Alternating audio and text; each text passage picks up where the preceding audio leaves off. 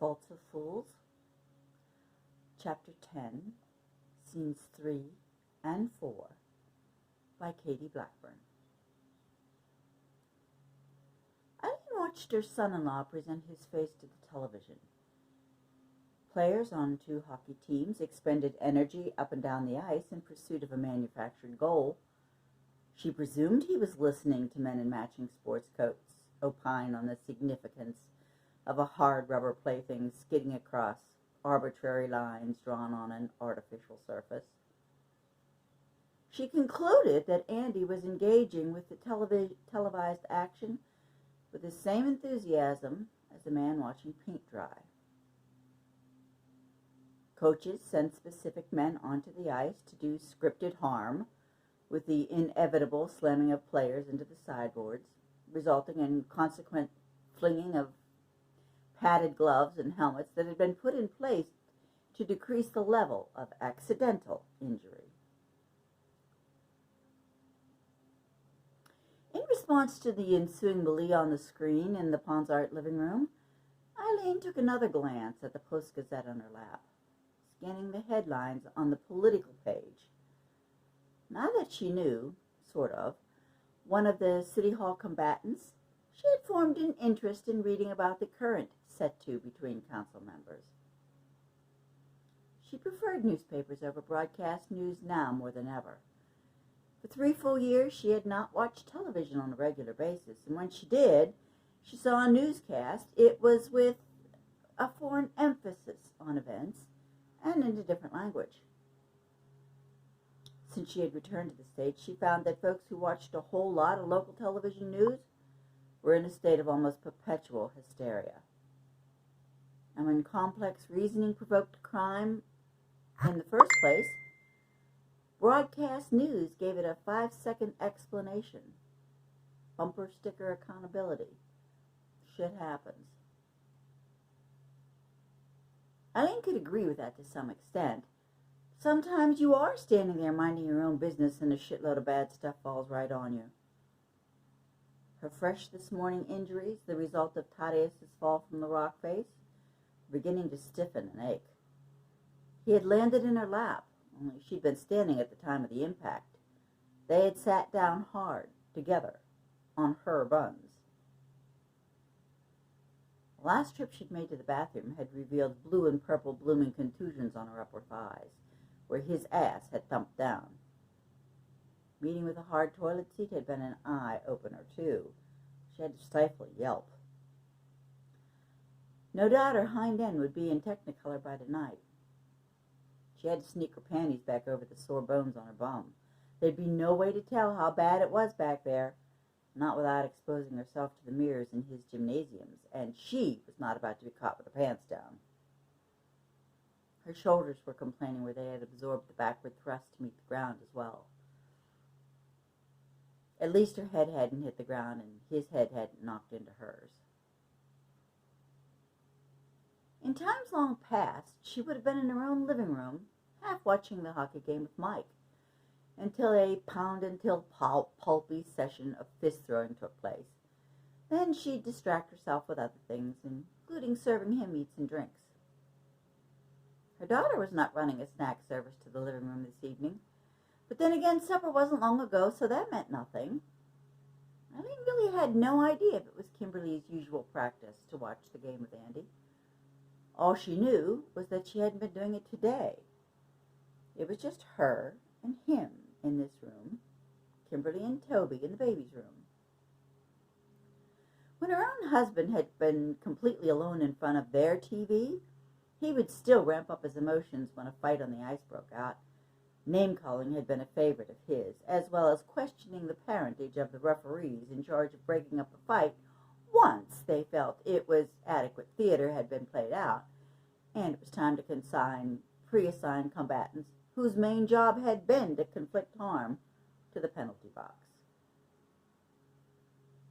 Either Andy was stoically accepting the expected punishment from his spot in front of the television, despite having a claim on record that he had been a die-hard Pittsburgh Penguin fan from the cradle, or it was a better choice to stifle.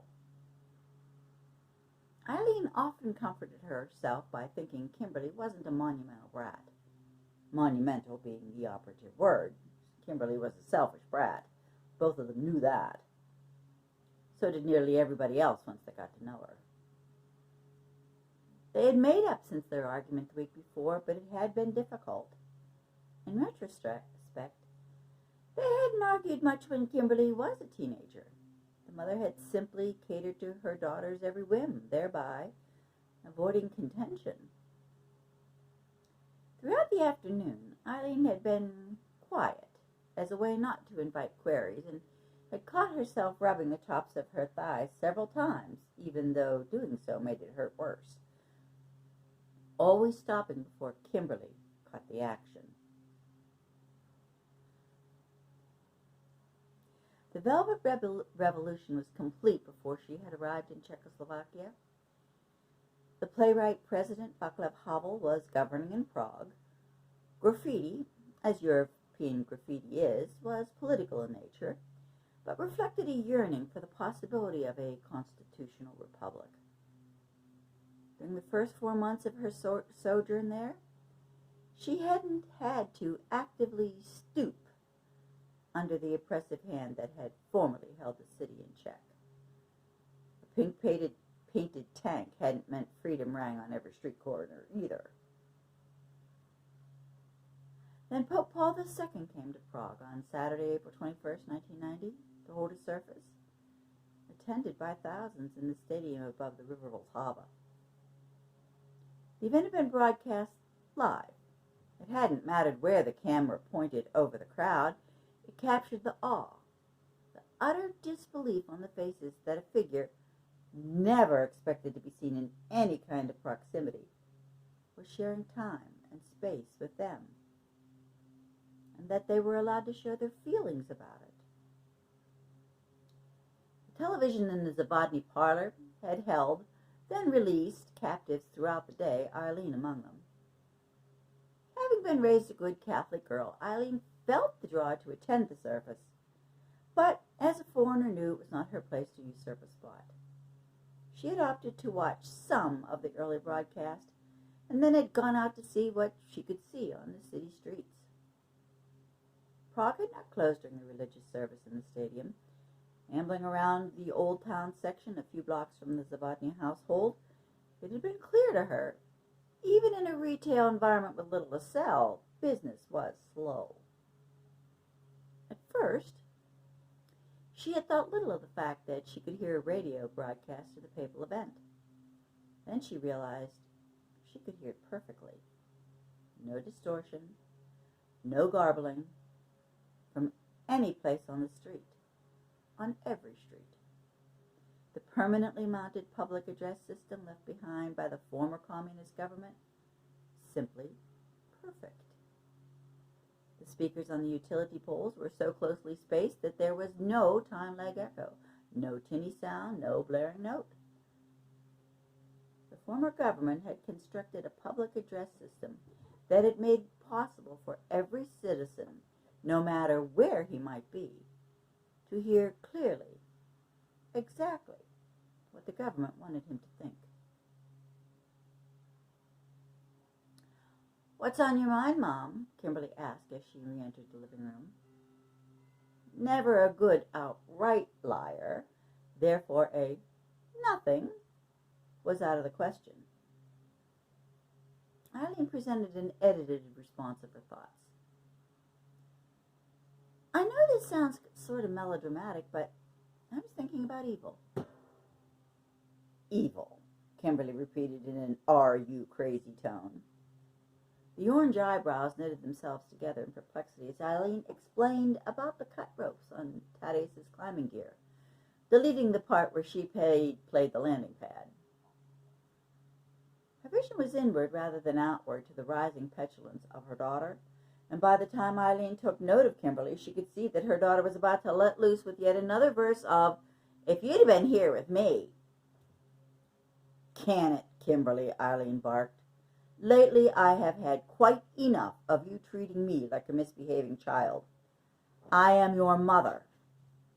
The sharp edge of her voice startled all of them. Beverly's husband had been sent to fetch Eileen mid-afternoon.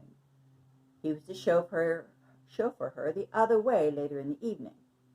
It was obvious to Eileen that the remainder of the evening was going to deteriorate, so she turned to Andy, asking him to drive her pointedly home. Without the slightest regard to time remaining on the scoreboard clock, he rose to accommodate his mother-in-law when given the instruction by his wife. As he had on the first trip, Andy talked about things other than his family, for which Eileen was decidedly grateful. The exit from Andy's car and the trip up the staircase had been more painful than she expected. She downed a couple of painkillers and readied herself to climb into bed to give her being a random victim of a planned act another rehash. A moderately painful experience, she decided, classifying it that way only because she was fairly sure nothing on her had actually broken.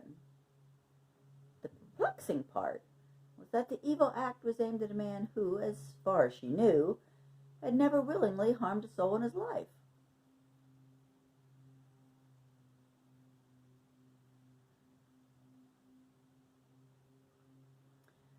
He hadn't known the lone wolf operation of gathering food was so different than what occurs when a man goes grocery shopping with two elderly women with a shoebox full of coupons. He knew his sisters shopped together every week, therefore, he surmised, they had a method. What he hadn't known was Anna Maria's part in the process was to occasionally toss a thing or two into the cart if it struck her fancy. And since she ate to live, that wasn't often. If I have a yen for something special, I tell her, Anna Maria explained as they faced an aisle of boxed and canned goods. She does the picking, hands me the coupons. How am I supposed to know what to buy? My job is to push the cart and write the check. This evening, as soon as Anna Maria reached for something on the shelf, Elena, leaning on the cart handle with her coupon box close at hand, would slowly sort through the clipped-out slips of paper. Sometimes she withdrew one and handed it to Thaddeus with a nod to her sister that it could go in the cart. Sometimes she said, "I don't have a coupon for that item," indicating it couldn't be put in the cart. More than once, Anna Maria found that Elena didn't have a coupon for any brand of an item her hand had hovered over, and Elena said it would have to wait for another time, and no, they couldn't pay full price. Thaddeus found out that the preordained path through the aisles was not the one Elena preferred when it came to loading the market basket. There was an order to be followed going into the cart, so there would be an order coming out, she said. And since brother and sister were determined to please her, they did as they were instructed, to the best of their abilities. Even though Anna Maria's job normally in the checkout line was to peruse the headlines on the scandal sheets, she knew that the frozen foods, cold foods, dry foods, household items, all were to come out of the cart in groups, with the scanning bars face down to make it easy for the cashier to wave them over the scanner. Anna Maria told Thaddeus to do it that way. And instead of Anna Maria holding the coupons in the proper way after Elena pulled them out of the shoebox, they had ended up shoved in Thaddeus's jacket pocket. Nearly every product in the cart had a coupon, and the cart was full. The trio stepped up to the checkout and smiled at the teenage boy in the red apron. The young man asked how they were this evening and if they'd found everything, and they said fine and yes and smiled again. Anna Maria looked decidedly tired and focused her energy on remaining upright. Elena read the headlines on the scandal sheets. Thaddeus unloaded the cart. He mentioned coupons, and the young man nodded as he dragged the items over the scanner beam. The cashier asked if that was everything and announced the total, then asked for coupons. The trio do-si-doed in the narrow lane so that Anna Maria could write her check for the total before deductions. The smiling young clerk examined her driver's license, jotted down the number, and circled things printed on the top of her check. Thaddeus had begun pulling crinkled, wadded-up slips of slick paper out of his pocket and heaping them on the conveyor belt. At the sight of the crumpled pile, the cashier's eyes closed for 2 full seconds before he opened them again. Twitching jaw muscles indicated he had set his teeth together tightly. The good-humored clerk ceased to be so during the 10 minutes they spent at the cash register organizing the wrinkled mess. Customers backed up. The manager had to come out to open another line. However, when all the coupons were arranged, checked for valid dates, and toted up, the young man in the red apron subtracted more than $15 from the amount paid. Elena put the refunded money in her purse and her shoebox under her arm as they wheeled the cart away. It had been clear that Anna Maria was exhausted by the time Thaddeus had carried all the groceries into the kitchen. He sent them both to bed with a promise to put away the perishables. He'd come back in the morning to take care of the rest. Like the can of oven cleaner Anna Maria had bought for a house with a self-cleaning oven, and for which Elena had okayed because she had a coupon. Earlier in the evening, and out of Elena's earshot, he had told Anna Maria about his cut ropes. His revelation grew more out of the need to think out loud than anything else. "Vandalism," she stated. A dismissive wave of her hand indicated her sureness in her opinion. "You left your car unlocked in the school parking lot. Somebody did a job on you." After a few seconds' thought, he had opted to mention the threatening note he'd found on his windshield. "That proves it. Now report it to the police, for all the good that'll do," she sarcastically added. "Call that friend of yours with the silly first name, Duke or King or whatever it is." "Thane. His name is Thane Henry," Thaddeus calmly corrected her, employing rule number 1 of dealing with Anna Maria. Don't rise to the bait. "That's him. I knew it was something silly out of Macbeth. Silly name. Is he still working out of number 9? "He is, but I'm sure I never left my car unlocked at school. Come to think of it, though, I did forget to lock it on the night we went to bingo." "Twice," he thought, but didn't say. "I forgot to lock it twice in one night." The Blazer, with all his climbing equipment in the back, had spent the whole night in his space under the trees, unlocked, because he had hurried in hoping to talk with Eileen. "So, call Thane Henry. Tell him one of your pupils has taken the crosstown bus to kill you. Unless you have somebody else who doesn't like you, like maybe your girlfriend's husband." Her ex-husband lives in Chicago with his present wife, and Eileen's not my girlfriend, he said firmly. So firmly that Anna Maria's eyebrows and the corners of her mouth flat out called him a liar.